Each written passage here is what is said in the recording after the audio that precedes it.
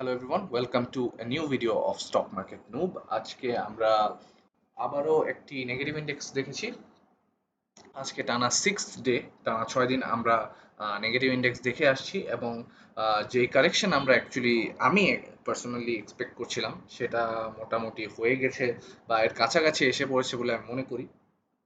Correction বাজারে থাকবে সেটা স্বাভাবিক এবং কারেকশন এর পাশাপাশি যখন টার্নওভারটা কমে যায় তখন একটু আসলে চিন্তার বিষয় হয়ে যায়, যেটা আমাদের ক্ষেত্রে হয়েছে। আমরা টার্নওভারের একটা সিগনিফিক্যান্ট লস দেখেছি, যেটা আজকে কিছুটা রিকভারি দিয়েছে। আমার কাছে মনে হয় যে 600 কোটি টাকার এগেনস্টে গতকালকের তুলনায় আজকে কিন্তু 670 কোটি টাকার কাছাকাছি হচ্ছে টার্নওভার দিয়েছে।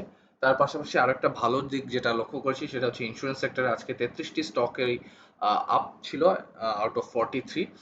টেক্সটাইল সেক্টর এবং ইঞ্জিনিয়ারিং সেক্টরও অনেক বেশি গতিশীল ছিল। তার পাশাপাশি ফার্মাসিউটিক্যালস, ব্যাংক এগুলো তো কনসিস্টেন্সি রেখেছে in terms of percentage in contributing to the turnover. পাশাপাশি টার্নওভারে টেক্সটাইল এবং ইঞ্জিনিয়ারিংও অনেকটা ধরে রেখেছে। তো ওই হিসেবে গেইনিং এর দিক দিয়ে বলুন বা লসের দিক দিয়ে বলুন, টেক্সটাইল সেক্টর এবং ইঞ্জিনিয়ারিং সেক্টর কিন্তু এখনো ওইখানে হ্যাঙ্গিং করছে। তার পাশাপাশি ব্যাংকিং সেক্টরের যেই যদি আমরা গেইনারের তালিকা বলি, ব্যাংকিং সেক্টরের গেইন অনেক কমে গিয়েছে, 4টা আজকে মাত্র গেইন করেছে। এখন এটা কি সেক্টরের ওয়াইজ যে মুভমেন্ট হয় ইন্ডেক্সে সেটার ইন্ডিকেশন, সেটা নিয়ে আজকে আমরা অ্যাকচুয়ালি কথা বলবো। তাও আমরা আমাদের যেটা রেগুলার ডিসক্লেমার সেটা দিয়ে নিই। The contents of this video are not investment advice. I am not influencing anyone to buy or sell any stocks. The stocks I discuss are purely for discussion and learning purposes.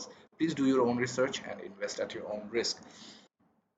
Specially এই বাজার এখন যেরকম অবস্থায় আছে, বাজার ঘুরছে নাকি সেটা আমাদেরকে অবজার্ভ করতে হবে। বাজার আসলে কোন জায়গায় গিয়ে ঠেকছে, কোন সাপোর্ট লেভেল থেকে ঘুরে দাঁড়াবে সেটা ভালো মতো চিন্তা করে আগের যে হিস্টোরিক্যাল ডেটা আছে সেগুলোর সাথে মিলিয়ে আসলে বাজার অনেকটা চলে। ওই হিসাব করলে এখন অনেক স্টকই কিন্তু লো প্রাইস আছে, বাট কোনটা ভালো বাই সিগন্যাল এটা আমাদেরকে বিবেচনা করতে হবে। এবং যখন আমরা কনফার্ম হবো যে বাজার না, এটা যে পরিমাণ কারেকশন দরকার ছিল সেই কারেকশনটা হয়ে গিয়েছে, এখন আমরা ঘুরে দাঁড়াতে পারি, বাজার ঘুরে দাঁড়াবে, তখন হয়তো বা এন্ট্রি নেওয়ার জন্য ভালো টাইম হতে পারে।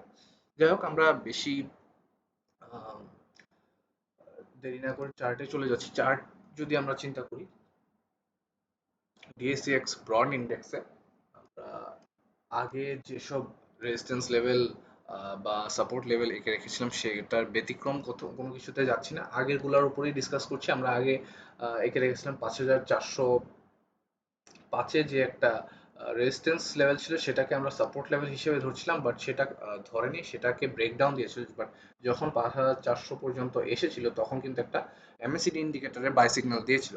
সেটা অনেকের জন্য রং সিগন্যাল হলো, সেখান থেকে কিন্তু ব্রেকডাউন করে বাজারকে আমরা আবারও নিচে এসে পড়তে দেখেছি। সেই হিসাব যদি করি আমরা 5,300 লেভেলে, 5,299, 5,300 এই লেভেলটাতে একটা ভালো ভালো না, ধরেন সফট একটা রেজিস্ট্যান্স দেখতে পাচ্ছি, যে হয়তোবা বাজার এখান থেকে ঘুরে যাবে। এবং এইটুকু পর্যন্ত যদি ট্রাস্টেবল মনে না হয়, এখন একটা ভালো সাপোর্ট লেভেল যেটা আগে টাচ করেনি, আগের বার যখন আবার এখান থেকে বেড়েছিল সেখানে কারেকশন দিয়ে এই পর্যন্ত টাচ করেনি, সেটা হচ্ছে 5,268 থেকে 5,285 পর্যন্ত একটা ভালো সাপোর্ট লেভেল আছে বলে আমরা মনে করি। বাজার যদি খুব বেশি ড্রপ করে, কালকে যদি 17-15 পয়েন্ট ড্রপ না দিয়ে উপরে উঠে না যায়, তাহলে হয়তো ম্যাক্সিমাম 5,265 65 থেকে 5,280-85 পর্যন্ত ড্রপ করতে পারে।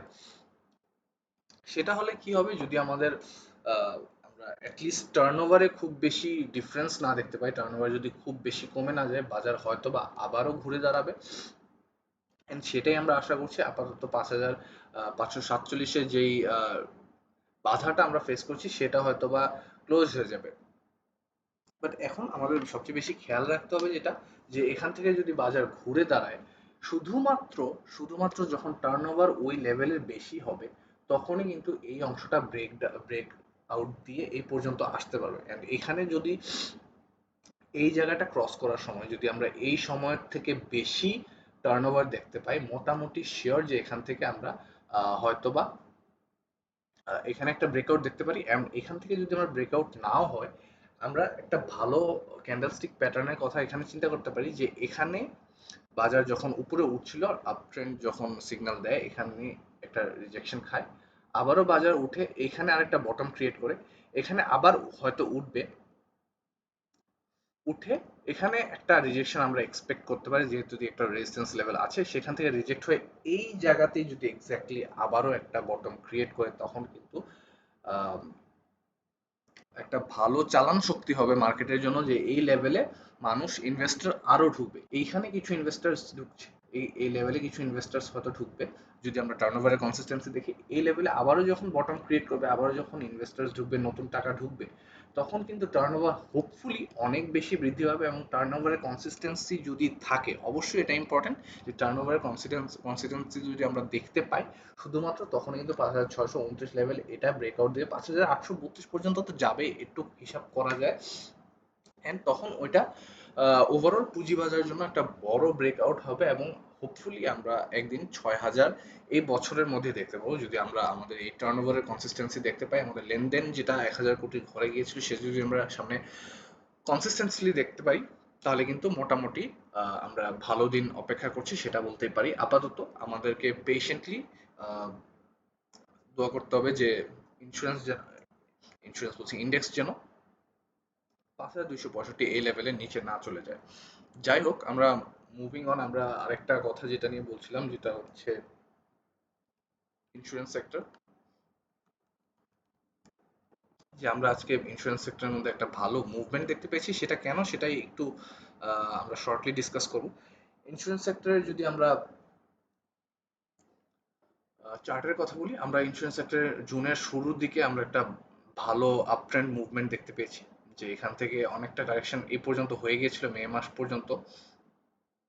মে মাসের কানেকশনটা শেষ হওয়ার পর আমরা ইন্স্যুরেন্স কিন্তু অনেকটা এখান থেকে উঠে এসে বেড়ে আসতে দেখেছি, অলমোস্ট 28 থেকে আমরা ইন্স্যুরেন্সকে অ্যাটলিস্ট 35 পর্যন্ত টাচ করতে দেখেছি। এখন রিসেন্ট যে ব্যাংকিং সেক্টরের যে একটা মুভমেন্ট চলছিল, ব্যাংকিং সেক্টর অনেক বেশি টার্নওভার দখল করে আসছিল, প্রায় 350 কোটি টাকার টার্নওভার 1,000 কোটি টাকার মধ্যে দখল করে এসেছিল, 35%-এর কাছাকাছি। সেটার কারণে ইন্স্যুরেন্স কিন্তু ওইভাবে গেম করতে পারেনি, সেখান থেকে অনেকটা কারেকশনে চলে গেছে, এবং আগে যেটা প্রিভিয়াসলি আমাদের রেজিস্ট্যান্স লেভেল ছিল, সেই রেজিস্ট্যান্স লেভেলকে আমরা সাপোর্ট লেভেল হিসেবে ধরে রেখেছিলাম, সাপোর্ট লেভেল থেকে একটু নিচে নেমেছিল, কিন্তু আজকে কিন্তু সেই সাপোর্ট লেভেলকে টাচ করেই সাপোর্ট লেভেলকে টাচ করে সেখানে আটকে আছে। আপাতত আমরা যদি একটু বিগার সাপোর্ট লেভেল চিন্তা করি, 33.0 থেকে এই লেভেলটা পর্যন্ত 32.7, এই 0.3 এর যে একটা জোন আছে, এখানে কিন্তু আশা করি উঠানামা করবে, 32.6 পর্যন্ত আগে নেমেছে, 32.7 ছিল, হোপফুলি সেটা খুব বেশি একটা সমস্যা হবে না, এবং এটা লাস্ট 6 আগস্টে আমরা একটা বাই সিগন্যাল পেয়েছিলাম ইন্স্যুরেন্স সেক্টরে এখনো অনেক বেশি ইনভেস্ট করার অপরচুনিটি আছে, ইন্স্যুরেন্স সেক্টরে আমরা অনেক বেশি স্টককে অনেক আন্ডার ভ্যালুড অবস্থায় দেখছি। সো যদি আপনারা বিবেচনা করে বের করতে পারেন যে কোন স্টকগুলো আসলে এখন সাপোর্ট লেভেলে আছে, লোয়ার লেভেলে আছে, অ্যাটলিস্ট যে কোনো একটা অ্যাকুমুলেশন জোন, ধরেন এটা যদি একটা অ্যাকুমুলেশন জোন হয়, সেটা অ্যাকুমুলেশন এটার লোয়ার গ্রাউন্ড হবে এটা 33.1, এবং আপার গ্রাউন্ড হবে 34 পয়েন্ট। অ্যাকুমুলেশন জোনে অ্যাটলিস্ট যেটা লোয়ার লেভেল, সেখানে কেনার চেষ্টা করুন, তাহলে অবশ্যই প্রফিটেবল হয়ে বের হবেন। আপাতত আমাদের 34.4 পর্যন্ত উঠার যে একটা টার্গেট আছে, সেটা ইন্স্যুরেন্স সেক্টরকে ফিল আপ করতে হবে, তার সাথে আমাদের দরকার একটা ভালো ভলিউম, ভালো টার্নওভার। ইন্স্যুরেন্স সেক্টরে কিন্তু আজকে আমরা একটু বৃদ্ধি দেখতে পেয়েছি, বাট এতে হবে না, আরো বেশি টার্নওভার আমাদের ইন্স্যুরেন্স সেক্টর এবং ভলিউম এর টার্মসে দেখতে হবে। আপাতত 37.4 পর্যন্ত চেজ করা হবে ইন্স্যুরেন্স সেক্টরের জন্য মেইন চ্যালেঞ্জ, সেটা যদি মোটামুটি ব্রেকআউট দিতে পারে, সেটা নিয়ে আমরা হয়তোবা ফিউচারে আবারও কথা বলবো, তখন ইন্স্যুরেন্স সেক্টরে এন্ট্রি এবং কোন কোন ইন্স্যুরেন্স গুলা ভালো গেইন দিচ্ছে, ভালো পারফর্ম করছে, সেগুলো নিয়েও নতুন ভিডিও বানাবো। তার পাশাপাশি আপনাদের যদি কোনো স্টক নিয়ে কোয়েরিজ থাকে, অপিনিয়ন্স থাকে, অবশ্যই সেটা কমেন্ট সেকশনে জানাবেন। ভিডিওটা যদি হেল্পফুল মনে থাকে, ইন্ডেক্সের যে আমরা ডিসকাশন করি বা সেক্টর ওয়াইজ যেসব ডিসকাশন করি, সেগুলো যদি হেল্পফুল মনে থাকে, অবশ্যই সাবস্ক্রাইব করে নেবেন। ভিডিওটি ভালো লেগে থাকলে লাইক দিবেন।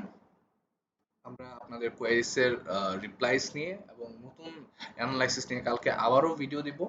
কালকে রাত 10 PM আমি অসুস্থতার কারণে অ্যাকচুয়ালি রেগুলার ভিডিও দিতে পারিনি এর মধ্যে, সেটা জানাতেও পারিনি। সেটার জন্য সরি। হোপফুলি এখন থেকে রেগুলার 10 PM ভিডিও দিতে পারবো। তার আগ পর্যন্ত, কালকের আগ পর্যন্ত আজকের জন্য আল্লাহ হাফেজ, গুড নাইট।